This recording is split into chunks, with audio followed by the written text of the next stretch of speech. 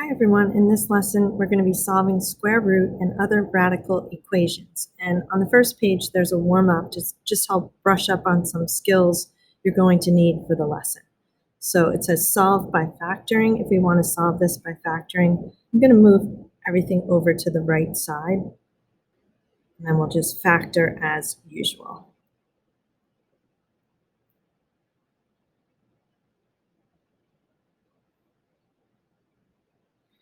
In number 2, we're going to factor as if we were looking at a quadratic. The only difference is we're going to have x squared as the leading term in each of the binomials. And then we're going to continue to solve each one by setting each one equal to 0. Just remember that number 1 was a quadratic, meaning it was a degree 2, so we got 2 answers. On number 2, we have a quartic polynomial, which means it's a degree 4, so we're going to be expecting to get 4 solutions.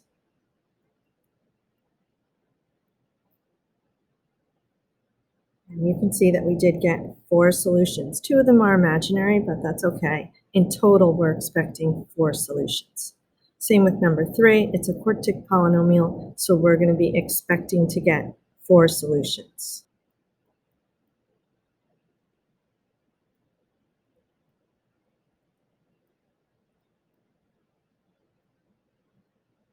So for this one, we're going to get x is equal to plus or minus 3, and x is equal to plus or minus I root 2.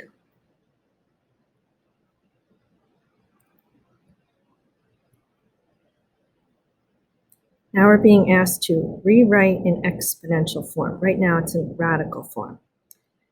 The index, this is our index right here, that will always be in the denominator. So when I rewrite this, I'm going to rewrite it as the index is in the denominator, and then 2 will go in the numerator. And then the last one, it says rewrite in radical form. So again, the denominator is going to be our index.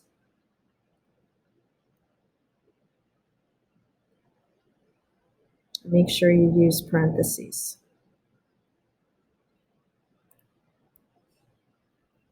All right, so that's a little bit of a refresher on what you should already know. Let's take a look at our notes for today, and I have some vocabulary. A radical equation is an equation that has a variable in the radicand or a variable with a fractional exponent. Just as a reminder, let's just draw out what we mean by radicand. So the radicand is the value that's under the radical. And as we talked about in the warm-up, this would be our index.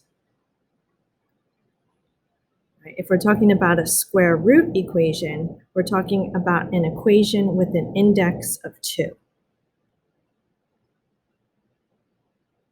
So we usually would write something like that, and we just assume there's a 2 there.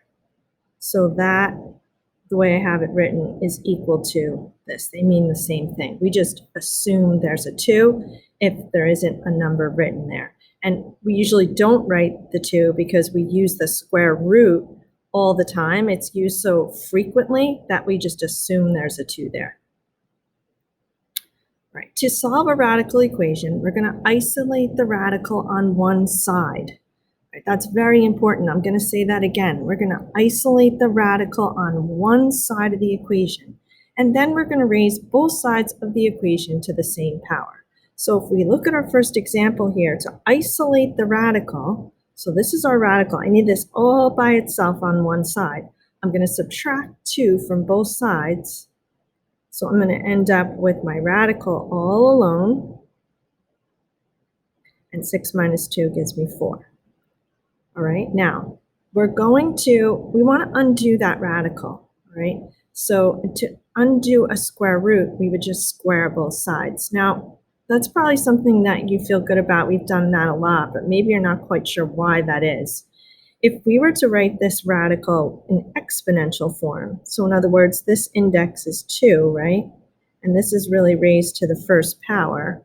If I write that in exponential form, I'm going to get 3x minus 2 to the 1/2 power. So to what power am I going to raise both sides in order to undo that half? Well, 1/2 times 2 gives me 1. So if I square both sides, I'm going to undo that 1/2, right? 1/2 times 2 over 1 just gives me 1. So on the left side of the equation, I'm going to get 3x minus 2. And on the right side of the equation, I get 16. And then it just becomes a baby algebra problem. And we end up with x equals 6. All right, let's try another one. We're going to isolate the radical first. So we're going to move that 6 over. We're going to add 6 to both sides. We can think of this as 5x plus 1 raised to the 1/2 power. Square both sides.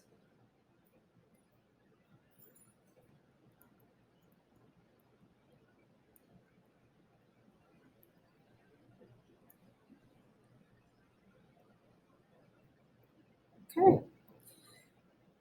You can solve equations in the form x to the m over n equals k by raising each side of the equation to the reciprocal power. All right, so first of all, the same rule applies. We're always going to isolate the radical first.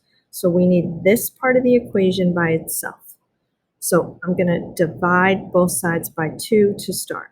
And then I have to raise both sides to a power that is going to undo 2/3. Well, the reciprocal of 2/3 is 3/2.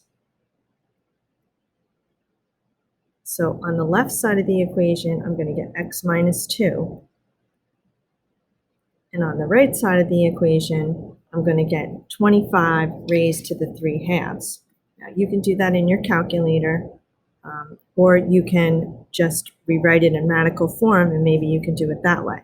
I'm going to rewrite it in radical form. So this just means I have the square root of 25 cubed, right? 25, the square root of 25 cubed is 125, right? But let me show you how to do that on the calculator. All right, so there's two ways we could put 25 to the 3/2 in. We could put it in exponential form, or we could put it in radical form. So I'll show you both ways. Let's put in 25 raised to the 3/2 power. We're going to do the caret for the exponent, and then we're just going to enter in 3/2. 3 divided by 2. And we get 125. Or we could take the square root of 25 cubed,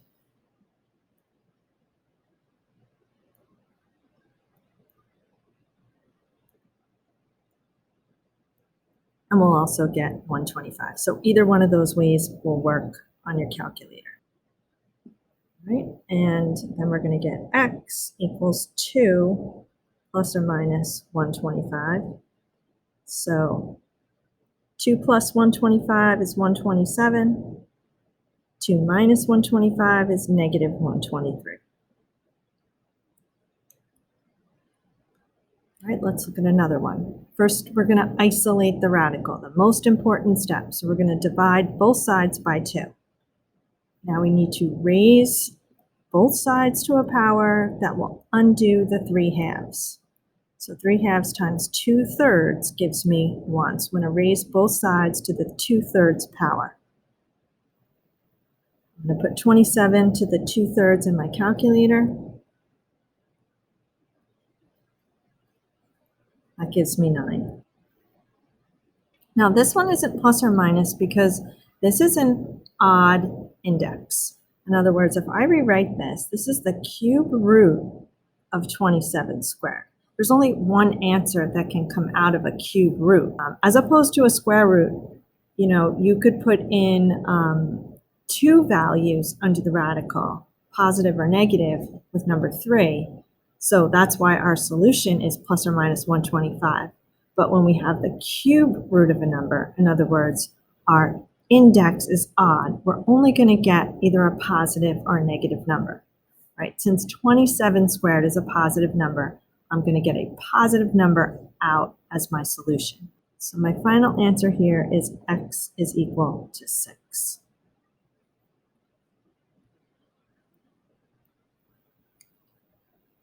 All right, so let me make a note concerning when to expect plus or minus when we're doing a radical, as opposed to when to expect just one solution.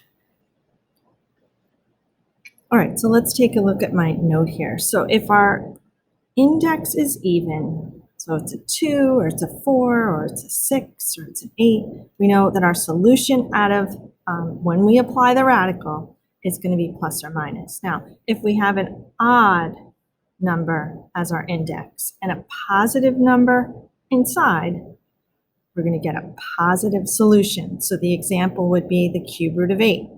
The only possible solution to the cube root of 8 is 2, right? If we were to have an odd number as our index and a negative number inside, we're going to get a negative answer. The example I would put with that is the cube root of negative 8. The only solution for that would be negative 2.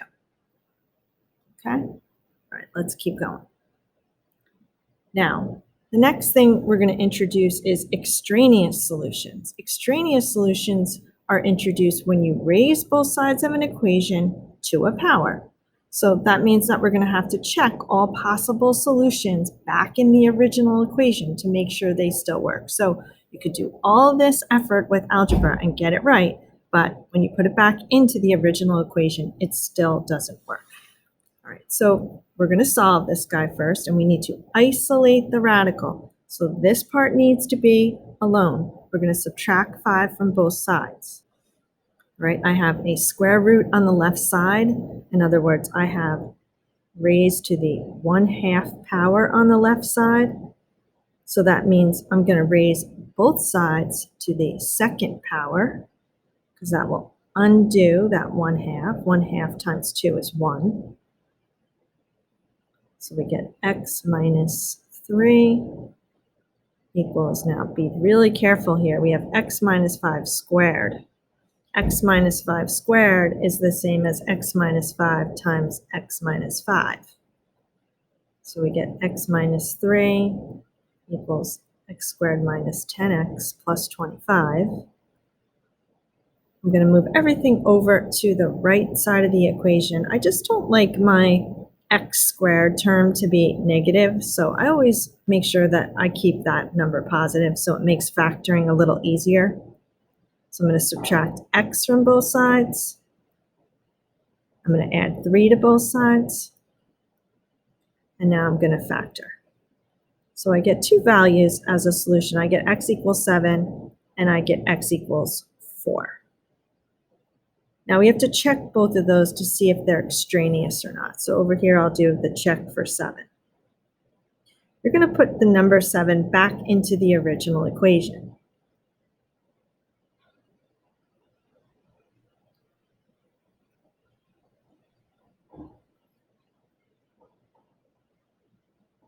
Okay, I get 7 equals 7, that works.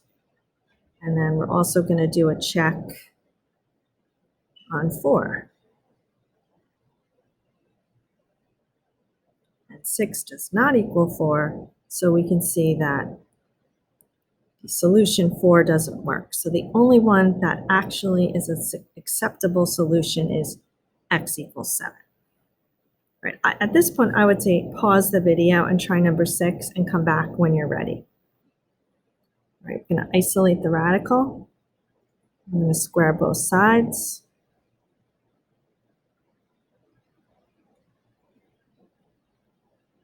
So on the right side, we have x minus 3 times x minus 3. I'm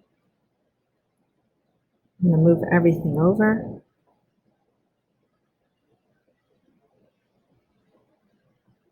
Factor. So I get x equals 10 and I get x equals 1.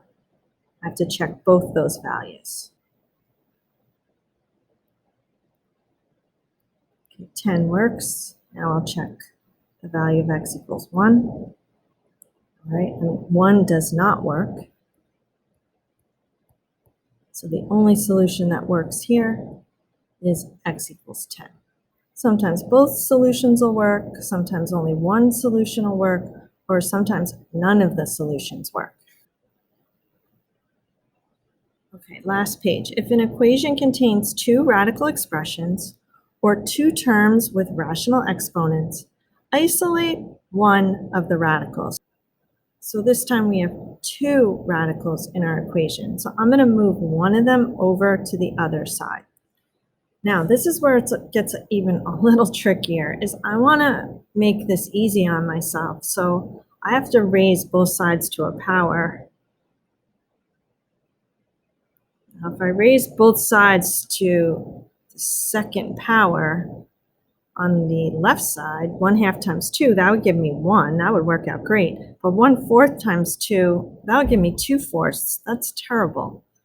So instead, I'm going to raise both sides to the fourth power. All right, and you'll see that that gives me 2x plus 1. Well, 1/2 times 4 over 1, that gives me 2. That's not so bad. And on the right side of the equation, I get 3x plus 4 by itself. Right now, I'm going to have to FOIL out the 2x plus 1 times 2x plus 1 on the left side of the equation, so don't forget to do that. And I'm going to subtract 3x and subtract 4 from both sides. I'm going to factor and solve for x.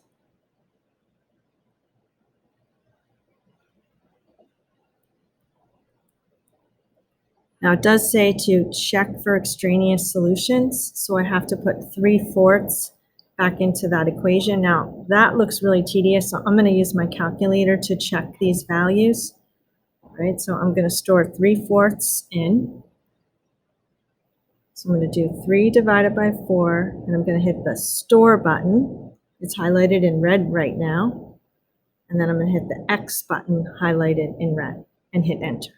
So now the value of 3/4 is stored in X. And just so you know, this doesn't affect anything anywhere else in the calculator. This only affects the operations that you perform on the home screen. And now I'm going to type out that equation.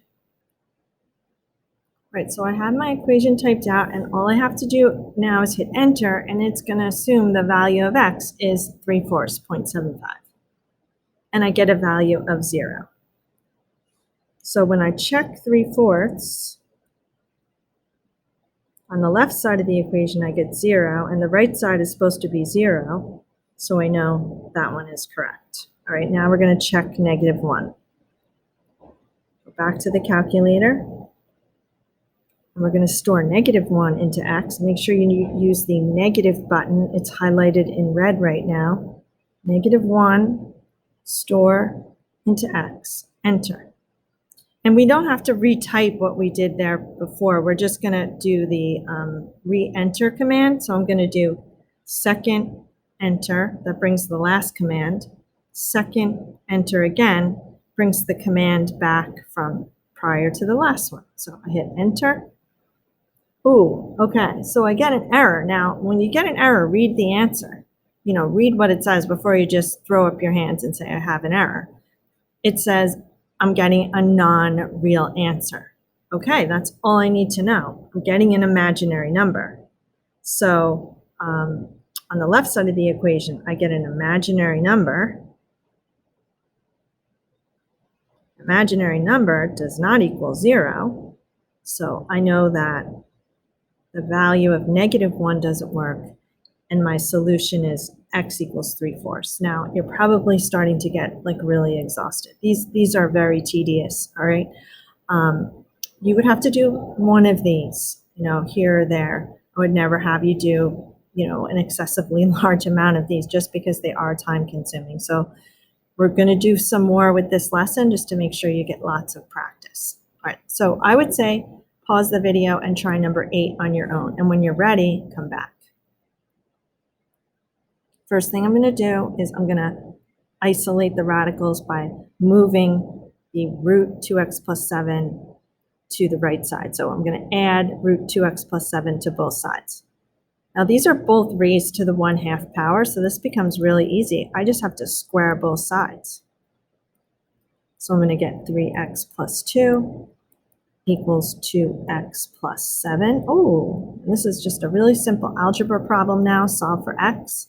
I subtract 2x from both sides. I get x plus 2 equals 7. Subtract 2 from both sides. I get x equals 5. And we just want to make sure that 5 is not extraneous. So I'm going to check 5. I think I can do some mental math here. So we're going to get the square root of 17 minus the square root of 17, and that does equal 0. So our solution is x equals 5. All right, I'm going to move over one of these. This one really looks very scary. Hopefully we'll be able to figure it out. Now I need to raise both sides to a power that's going to make my life easiest possible, even when doing a radical equation. So what you should do is you want to think about a number that you could raise both sides to that would eliminate any fractions on either side. And the number that would work the best, I believe, would be raising each side to the 5th power. So that gives me, on the left side, gives me just negative 2x squared minus x, really to just the first power, right? I don't even need to write that. And on the right, I'm going to get 2x plus 1 squared, which I have to FOIL. I'm going to move everything over to the right side, because I always like to have a positive coefficient in front of my x squared term. I'm going to factor that.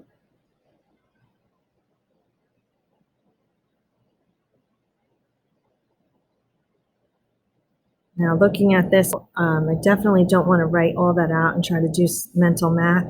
So I'm going to use the store feature of my calculator, and I'm going to check both of these solutions that way. I'm going to put negative 1/3 stored into my x value, and then I'll type out my equation. Right, and I get 0 on the left side when I do that.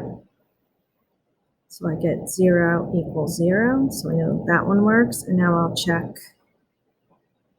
negative 1/2. Back to my calculator, I'm going to do negative 1/2, store into x, second enter, and I get 0 as well.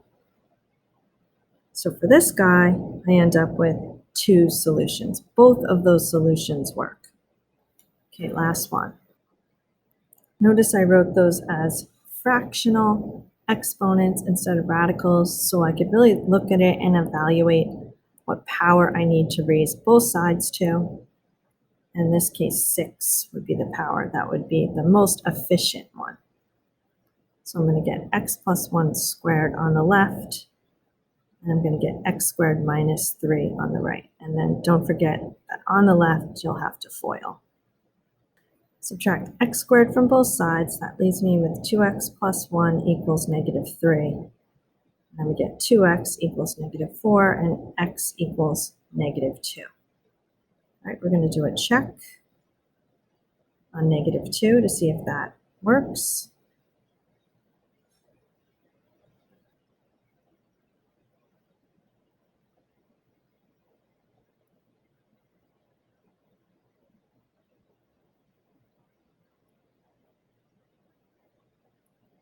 Right, the cube root of negative 1 is negative 1.